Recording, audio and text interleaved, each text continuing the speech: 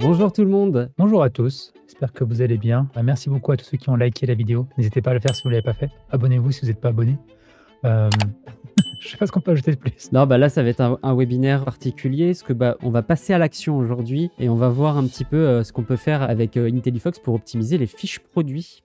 Commençons. Pour ceux qui ne connaissent pas IntelliFox, c'est un outil qui va vous permettre de créer votre offre Amazon de A à Z, donc en passant par la recherche de mots-clés jusqu'à la rédaction des textes, optimiser le prix, et avec l'éditeur d'images, vous pourrez faire vos images Amazon. Le but d'IntelliFox, c'est quand même de vendre plus de produits sur Amazon. Et voilà. Prenez un outil comme IntelliFox, c'est là pour vous faire vendre plus et donc gagner plus d'argent. Là, mais vous êtes quand même guidé dans IntelliFox du début à la fin, ce qui va largement vous faire passer beaucoup moins de temps dans le Seller Central. C'est très simple. Et donc la première étape, c'est de connecter son compte Seller Central. À ce moment-là, tous les produits sont importés très rapidement dans IntelliFox. Et après, on arrive dans cette interface où on a un process étape par étape pour créer la fiche produit parfaite. Et donc là, vas-y Nicolas, présente-nous le process d'optimisation du produit. Comme l'a dit Conrad, il y a des étapes à suivre, un processus qui est très simple. Déjà, vous pouvez vous rendre compte dès le début, il y a une grosse fenêtre qui vous dit « Démarre l'optimisation de ce produit ». Juste à cliquer, il va y avoir toute une checklist et on va démarrer. Donc, créer ou importer le produit sur IntelliFox, ça c'est coché parce qu'on a connecté le compte. Et maintenant, on va optimiser ce produit.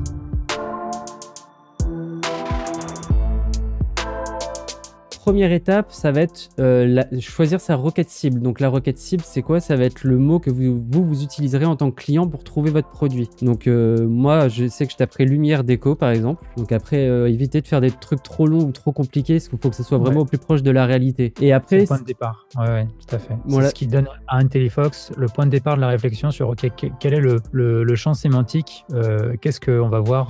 Je vais donner un peu d'informations quand même pour comprendre ce qu'est le produit. Donc là, du coup, je vais pas le faire, mais vous pouvez vous assurer de la pertinence de votre requête cible en voyant directement sur Amazon le résultat de recherche si vous avez tapé lumière déco. Voilà, et à ce moment-là, si vous avez trop peu de résultats, c'est pas bon. Il faut absolument qu'il y ait au moins 3 ou 4 pages de résultats, parce que si vous tapez des mots qui sont trop restreints et que vous avez si peu de résultats, ça veut dire que c'est pas bon. Il faut donner plus d'espace et laisser d'avoir vraiment un gros catalogue de produits en face par rapport à cette requête. La lumière déco, c'est parfait.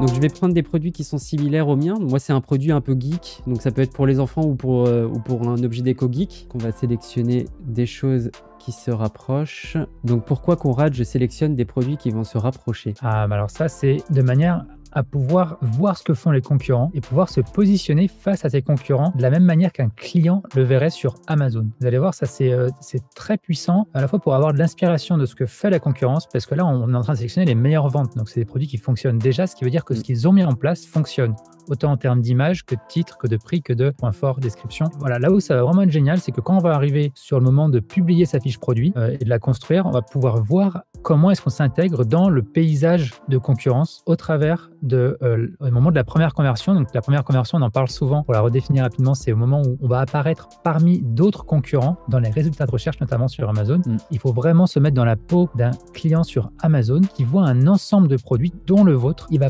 jamais arriver directement sur la fiche produit, il va toujours passer par cette première étape. Donc c'est important de comprendre ce qu'il a sous les yeux et comprendre est-ce qu'on est bien attractif à ce moment-là. Donc ça c'est une chose. Et l'autre, l'inspiration pour comprendre comment le marché est, pour pas être complètement clivant par rapport à ce qui existe.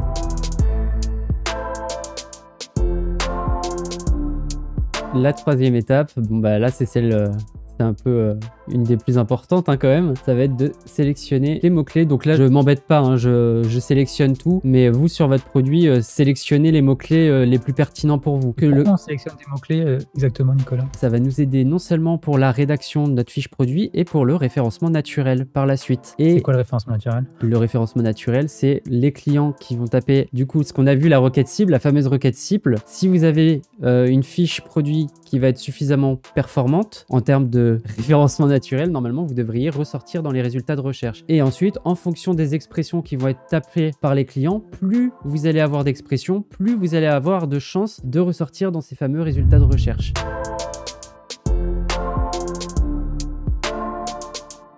Donc là, je vais dans la partie texte. Donc ici, vous avez vu, vous avez quand même une interface très simplifiée pour suivre les fameuses étapes qu'on a vues au début, l'espèce de checklist que vous avez vu au début. Vous pouvez tout manipuler depuis la gauche pour que vous puissiez bien être guidé. Et là, on voit le titre, premier point fort, deuxième point fort, troisième point fort, etc. Donc là, on va chercher à travailler toutes ces parties-là. Et donc, du coup, on va commencer à travailler le titre. Et là, généralement, c'est la page blanche.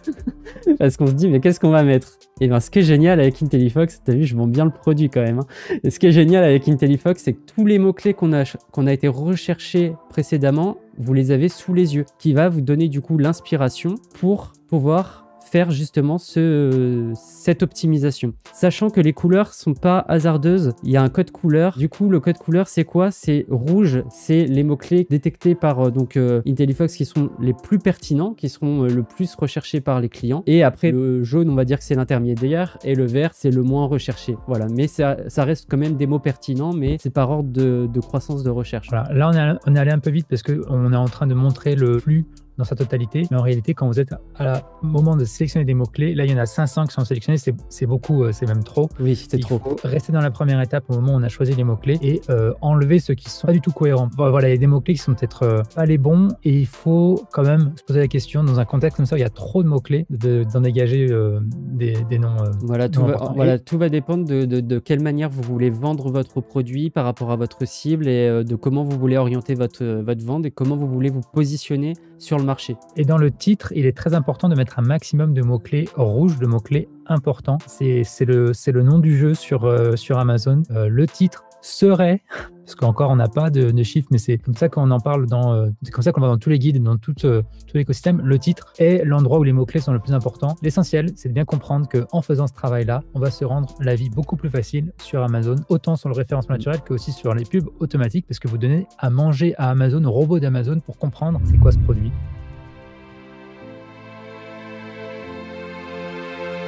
Dans l'éditeur d'images, on ne se rend pas compte du potentiel, mais quand on creuse un peu, on peut aller vraiment très très loin et très facilement obtenir des résultats qui sont inespérés en fait. Ouais, parce que je t'ai montré, je crois que même toi, tu n'étais pas prêt. Non, je n'étais pas prêt du tout. Donc c'est pour ça que les images, vous les voyez déjà présentes, parce que ça prend du temps. Hein. Par contre, c'est pour vous montrer qu'on peut faire des superbes images professionnelles et vendeuses en faisant des montages très basiques, c'est du Lego. Vous allez voir le potentiel, il faut juste avoir l'idée en fait, c'est juste ça. Alors vas-y, montre-nous l'éditeur d'images. Ok, on va faire simple. Est-ce que tu peux supprimer le contenu de cette image et la reconstruire? Et maintenant, refais la même image, Nicolas. Ok, je vais faire l'image principale. Bon, ça va, l'image principale, c'est pas la plus longue à faire. Par contre, si tu m'avais demandé sur un truc d'après, je t'aurais dit, t'es sûr, parce que ça m'a pris du temps.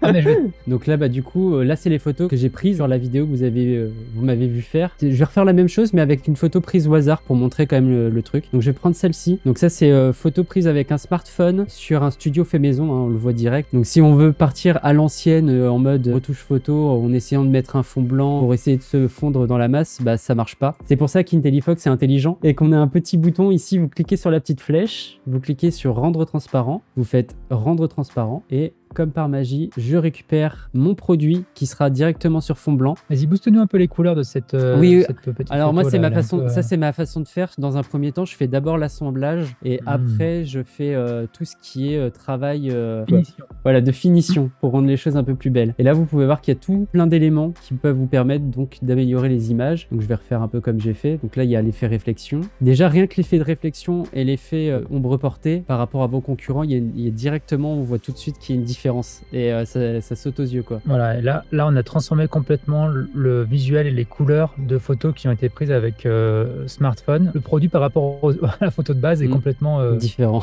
Donc montre-nous la veilleuse, ton image 4 je crois. Celle-ci. Parce qu'en fait, j'ai fait... Alors, je vais vous expliquer par rapport à cette image. En fait, cette image, elle est issue de la bibliothèque libre de droit ici. J'ai tapé enfant d'or ou un truc dans ce genre-là. Voilà, c'est ça. C'est complètement ça. J'ai pris cette photo-là. Je vais vous montrer des petits tricks qui sont très rapides à réaliser. Donc, j'ai pris cette photo, je l'ai maximisée. Je l'ai ensuite téléchargée parce que c'est des photos libres de droit. Donc, je l'ai téléchargée. Et ensuite, je l'ai réimportée pour cette image. Je l'ai réimportée et je l'ai détourée. Donc j'ai fait rendre transparent et ici du coup le petit bonhomme il a été détouré et avec par simple inclinaison, changement de taille, donc avec tout ce qui est réglage de base, hein, l'ombre portée, le contraste, la luminosité, la saturation, avec toutes ces choses là, je l'ai récupéré pour l'inclure, l'intégrer dans une autre image qui est elle aussi libre de droit. Ouais, Découpe-nous toute cette image, il y a quoi dedans? Je vais tout séparer. Donc moi j'utilise toujours un filtre de couleur bleue pour un peu représenter la nuit, puisque c'est une veilleuse, donc forcément c'est pour la nuit. Et pour la cohérence de ma fiche produit, ce filtre bleu, il est présent sur toutes mes images, à l'exception de la première. Voilà, donc là il y a un petit filtre. Ensuite, le Batman...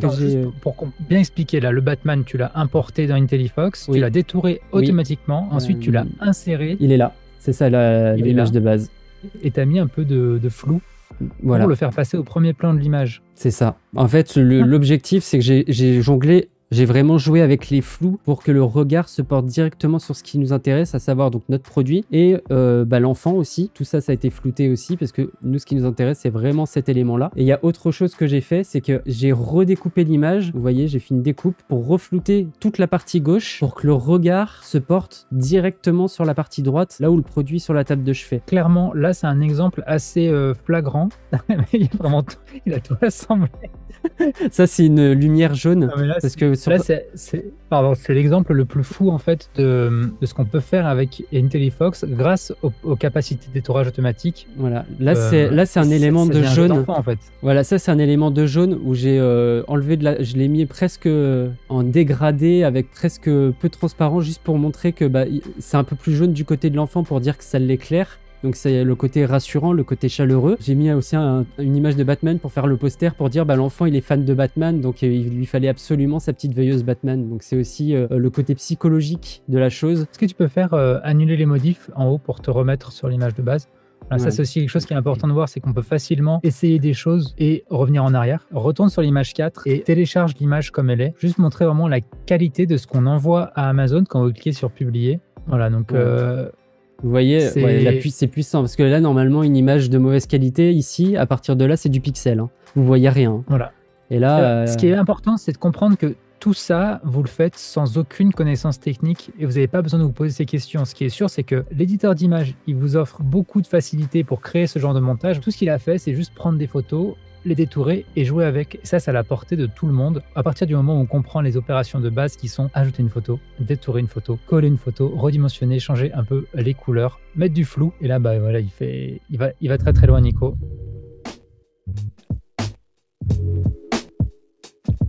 Ce n'est pas mentionné dans le webinaire, mais vous pouvez optimiser les prix sur IntelliFox. Vous avez tout simplement rentré toutes les charges et les frais de votre entreprise. Vous allez retrouver aussi tous les frais liés à Amazon et en fonction du statut de votre entreprise, vous allez pouvoir cocher les cases pour que vous puissiez avoir la marge la plus précise possible. Et donc, vous allez pouvoir choisir un prix qui sera le plus adapté à votre stratégie et en fonction de la marge que vous voulez réaliser.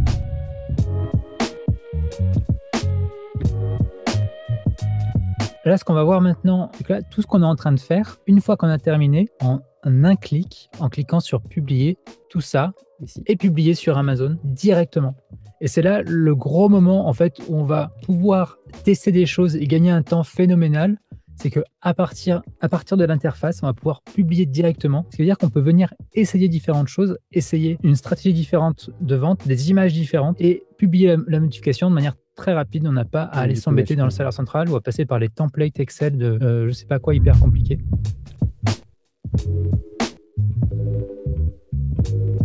Si vous avez des idées de vidéos pour la suite pour la chaîne YouTube IntelliFox, des choses que vous voulez qu'on fasse, qu'on aborde, qu'on voit, dites-le dans le chat, parce que nous, on est friands de ce genre de retour. Oui. On a plein d'idées, mais si vous avez des idées, que vous voulez des choses, qu'on fasse des choses, on y consacre du temps, donc on peut explorer plein de sujets, les fiches produits, le sourcing, Amazon, l'international, n'importe quoi. Tout ce qui vous passe par la tête, n'hésitez pas à nous laisser un message dans les commentaires dessous.